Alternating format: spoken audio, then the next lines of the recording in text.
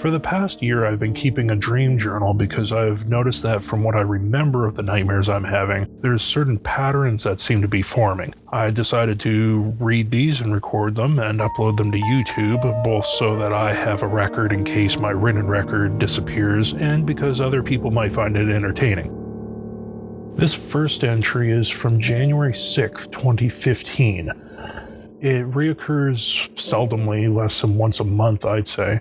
In the dream, I'm sitting on a chair in a completely dark room, and I can't speak, I can't move, and I seem to have no sense of sensation. Eventually, after sitting in the darkness for some time, an image appears in front of me.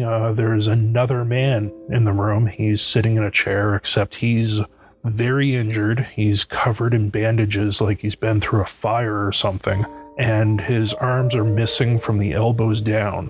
It's just bandaged up stumps. Him and I stare at each other for a while. I can't speak to him, and I guess he can't speak to me.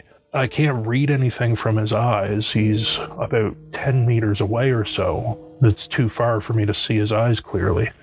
But eventually, I start to notice that there's another person behind him.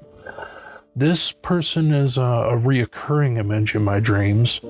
He's absolutely enormous. I put him at about 8 feet tall or more. And he is completely pale, completely bald, and exceptionally obese. I Wikipedia'd who the fattest people in history were, and I'd say this guy is bigger than all of them, inhumanly obese.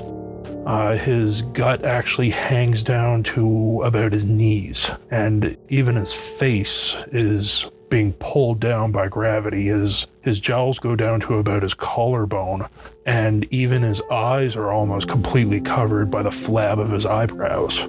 After a few seconds of noticing him, he points towards me and says something, but I can't make out what it is. It seems like I normally would, but in the dream I don't understand. But then, after he points and puts his arm back down, he turns and begins to leave.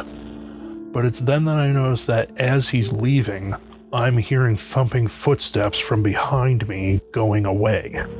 And that's also when I notice that there's a glass-like sheen in front of the bandaged man. I'm actually just looking in a mirror.